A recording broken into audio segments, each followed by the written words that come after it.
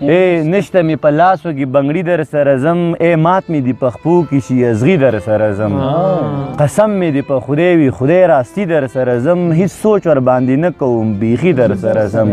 خو ته هم یو وړوکی غونتې کار وکړه امیر صاحب د قام د ازادۍ ناره په جار وکړه امیر صاحب نظم دی چې دا زما د سټوډنټ د ما فرست ایئر کې لیکلی و 11 کې چې وم نن د شل کاله مخکې تقریبا چې په تصور کې ګله په تصور کې ګله د لږ ساعت د پاره بیګا جنت کې ومه په تصور کې ګله د لږ ساعت د پاره بیګا جنت کې ومه د حورو منځ کې ناستم د شرابونو ولې زما په خوا بهېدې د حورو منځ کې ناستم د شرابونو ولې زما په خوا بهېدې حورو په خوله کې راته بوتل د پیو کې خو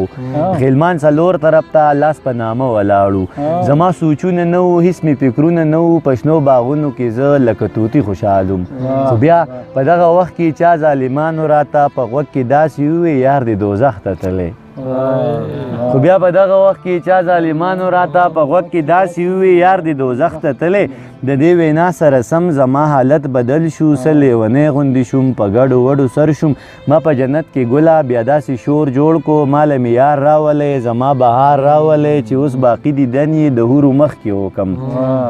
زما